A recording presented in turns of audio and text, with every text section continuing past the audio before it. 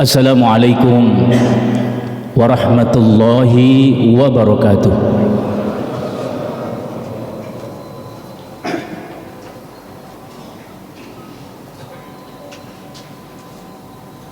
Allahu Akbar, Allahu Akbar. La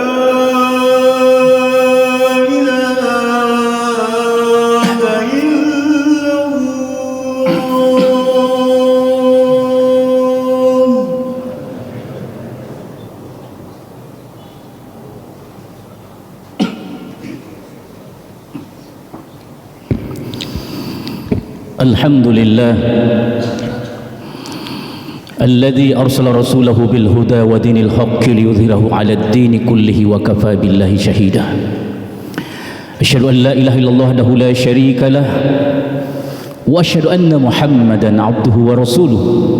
Allahumma salli ala nabiyyina Muhammadin wa ala alihi wa ashabihi ajma'in, amma ba'd. Faya ayuhan nas ittaqullaha haqqa tuqatih wa la tamutunna illa wa antum muslimun.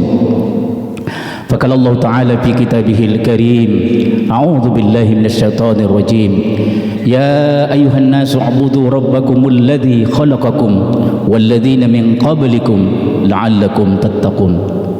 Sadaqallahul azim wa sadaqa rasulun nabiyul karim wa nahnu ala dhalika minasy syahidin wasyakirin walhamdulillahi rabbil alamin.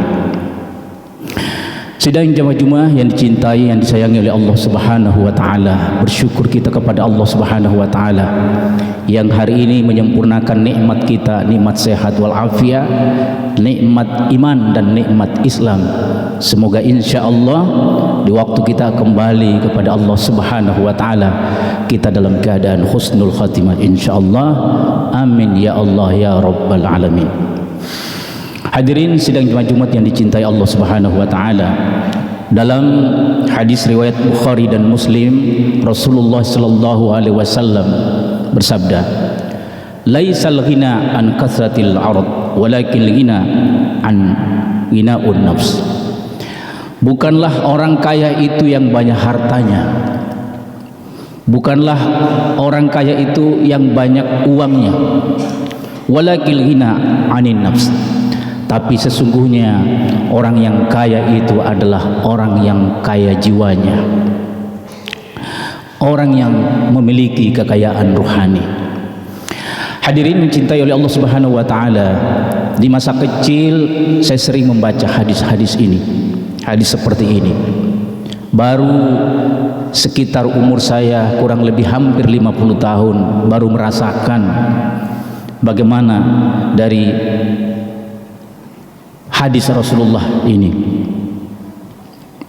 Baru saya menyadari bahwa tentang hakikat dari apa yang disampaikan oleh Nabi SAW tentang sebuah kekayaan level tertinggi, yakni kekayaan jiwa yang melampaui kekayaan level materi. Bahwa ternyata ada yang disebut dengan kekayaan jiwa itu, yang 1500 tahun Rasulullah sudah menyatakan bahwa orang kaya itu bukanlah yang banyak hartanya, tapi sesungguhnya adalah yang memiliki ketenangan jiwa, ketenangan rohani, kekayaan jiwa. Itulah sebabnya hadirin cintai oleh Allah Subhanahu wa taala, mengapa para nabi itu yang disebutkan dalam kitab Nasail Ibad, para nabi tidak pernah mewariskan harta. Satupun nabi tidak ada yang mewariskan harta, tapi yang diwariskan para nabi adalah ilmu. Karena ilmu itu mencakup segala-galanya, baik kekayaan materi maupun kekayaan ruhani. Dalam satu ungkapan Nabi kita pernah bersabda, baiti jannati, rumahku laksana surga bagiku. Kalau lahirnya kita perhatikan hadis ini, bukankah rumahnya Nabi itu, kalau kita ke Madinah Al-Munawwarah, rumahnya Nabi itu seukuran dengan kuburan sekarang. Kurang lebih ukuran rumah Nabi itu 3 kali 4 meter. Itulah kuburannya Nabi sekarang. Tapi Nabi SAW menyatakan, rumahku seperti surga bagiku. Padahal surga yang Allah jelaskan dalam surah Ali Imran 133 itu wa jannatin arduhas samawati wal ard. Surga itu seluas daripada langit dan bumi ini. Tapi Rasulullah menyatakan rumahku laksana surga bagiku. Ternyata hadirin cintai oleh Allah Subhanahu wa taala, ternyata rumah yang dimaksudkan oleh Nabi sini adalah bukanlah rumah fisik, bukanlah rumah materi, tapi yang dimasukkan oleh Rasulullah adalah rumah ruhani. Tempat tinggal yang dimasukkan Rasulullah sini adalah tempat tinggal jiwa yang begitu luas. Oleh karena itu saat umat bertanya, ya Rasulullah, saya saksikan engkau tertidur di pelepah daun kurma, kadang-kadang engkau bangun dalam keadaan pipimu berbekas karena pelepah daun kurma. Mengapa engkau tidak meminta kepada Allah untuk kayanya seperti raja-raja Persia yang tinggal di istana-istana mewah? Mengapa engkau tidak minta sama Allah agar engkau menjadi seorang nabi yang sekaligus hartawan, kaya, raja di raja seperti Raja Romawi? Apa kata Nabi Muhammad SAW? Beliau tersenyum, wahai Umar sahabatku, aku sudah cukup ketika aku buka satu hari dan aku puasa satu hari. Begitu kekayaan jiwa yang dimiliki oleh Nabi kita Muhammad sallallahu alaihi wasallam, itu sangat luar biasa, sudah melampaui daripada kekayaan materi. Karena itulah Islam telah menyinari dunia ini lewat perjuangan, dan perjuangan itu Islam telah memberikan semangat pada dunia ini dengan kekayaan ruhani. Bukan hanya kekayaan materi, tapi adalah kekayaan ruhani. Lalu pertanyaannya, apakah kekayaan materi tidak penting? Semuanya Allah menyatakan semua kekayaan materi dan ruhani itu penting semua. Tidak ada satu pun diabaikan. Bahkan dalam hadis-hadis Nabi sallallahu alaihi wasallam, banyak di antara para sahabatnya yang kaya raya, tapi sahabatnya yang kaya raya tidak tunduk kepada kekayaan materi. Kekayaan mereka itu di tangan mereka. Mereka yang menundukkan dunia tapi tidak silau dengan kehidupan dunia. Kekayaan materi digunakan hanya dalam dua hal. Yang pertama, untuk bertahan hidup di dunia ini, membiayai diri sendiri, keluarga, dan hal-hal yang lain. Yang kedua, kekayaan materi digunakan untuk manfaat yang sebesar-besarnya kepada orang-orang membutuhkan. Itulah dua fungsi kekayaan materi yang kita miliki. Selebihnya yang kita perjuangkan dalam kehidupan ini adalah kekayaan ruhani. Semoga Allah Subhanahu wa taala memberikan pada kita semuanya. Hadirin yang dicintai oleh Allah Subhanahu wa taala, lalu bagaimana caranya kita membangun kekayaan ruhani dalam hidup kita? Yang pertama yang harus kita lakukan, segala aktivitas seharian kita diniatkan karena ingin memperoleh keridhaan dari Allah Subhanahu wa taala. Jangan lupa setiap hari kita minta kepada Allah, ya Allah rahmati aku hari ini. Di pagi hari ketika kita bangun, kita minta petunjuk kepada Allah, ya Allah rahmati, ridhoi aktivitas aku hari ini. Saya akan bekerja, saya akan berbuat untuk masyarakat, saya akan berbuat untuk orang lain, saya akan berjuang untuk keluarga saya. Ridhoi dan rahmati ya Allah segala aktivitas saya. Itulah yang pertama yang harus selalu kita jadikan sebagai habit, kebiasaan kita dalam sehari-hari. Begitu kita bangun, kita minta ridhonya dan rahmatnya Allah Subhanahu wa taala. Karena tanpa ridho dan rahmatnya Allah, maka kita seperti mayat yang hidup dalam kehidupan di dunia ini, punya fisik tapi tidak punya rohani. Melimpah kekayaan fisik tapi kering kerontang, gelisah dari rohaniahnya. Dan itulah yang dialami banyak orang pada saat ini. Yang kedua yang kita lakukan setiap harinya, tingkatkan kesadaran dalam menjalani hidup sehari-hari dengan penuh rasa syukur kepada Allah Subhanahu wa taala. Syukur inilah penghubung kita dengan Sang Pencipta Allah Subhanahu wa taala. Begitu kita menyatakan, ya Allah aku bersyukur kepadamu, di saat itu ruhaniah kita tersambung langsung dengan Allah Subhanahu wa taala. Akhirnya yang muncul adalah ketenangan jiwa dalam kehidupan kita. Hadirin cintai oleh Allah Subhanahu wa taala, dari pengalaman saya dan juga teman-teman yang saya jumpai, banyak sekali orang-orang yang dalam hidupnya gelisah, tidak bahagia, kurang sehat, ekonominya tidak jelas, keluarganya mengalami goncangan. Tapi ketika sampai pada satu tingkat di mana dia menuliskan jurnalnya setiap malam, sebelum tidur dia jurnal syukur yang dia tulis setiap hari sampai pada 40 hari. Dalam jurnal syukur itu, ya Allah, aku berterima kasih karena Engkau menghidupkan saya. Ya Allah, aku berterima kasih karena Engkau telah memberikan pekerjaan baik-baik kepada saya. Ya Allah, aku berterima kasih karena Engkau masih memberikan keluarga kepada saya. Ya Allah, Engkau berterima kasih karena ada sisa umur seperti ini. Dituliskan jurnal syukur setiap hari ketika kita menjelang tidur. Apa yang kemudian terjadi dalam hidup?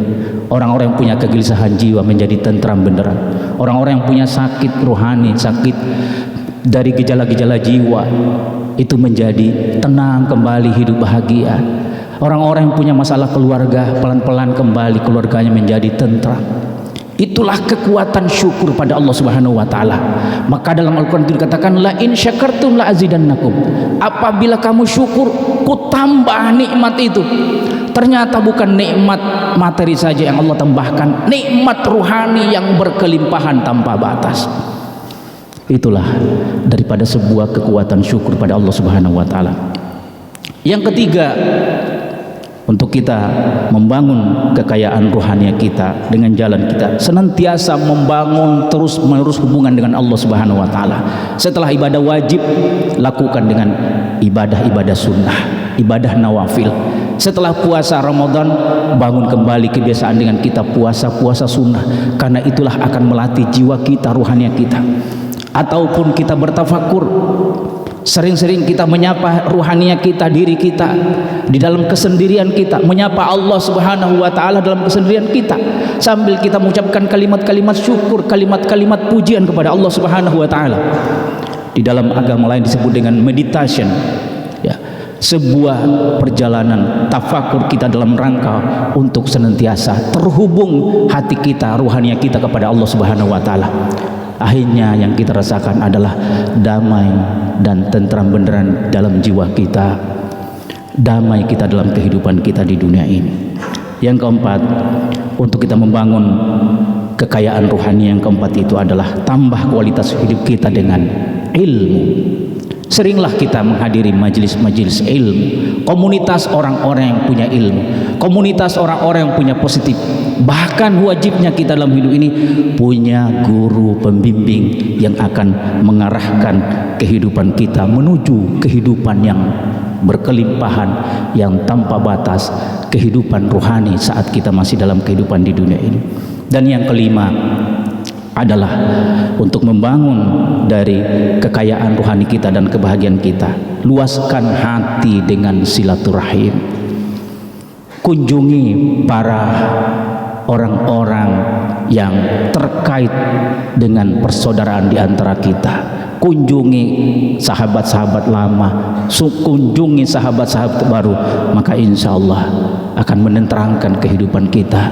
Sebab Rasul mengatakan, siapa yang ingin bertambah rezekinya, panjang umurnya, maka lakukan silaturahmi.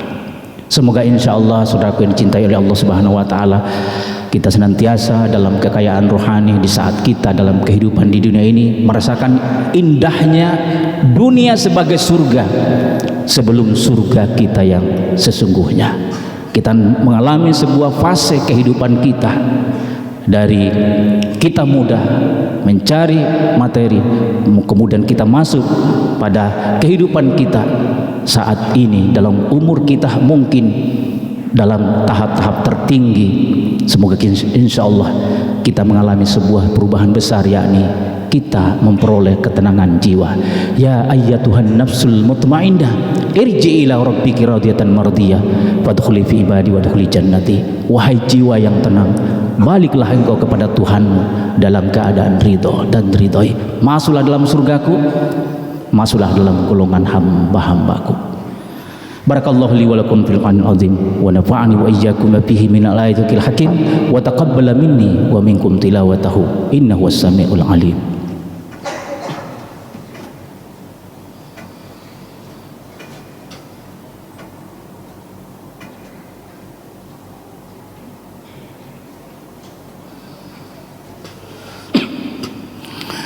Alhamdulillahilladzi hamdan katsiran kama amar. Asyhadu an la ilaha illallah syarikalah wa min jahdi wa kafar. Wa sadana sayyidina Muhammadan abdu rasul sadil khalaiq wal basar.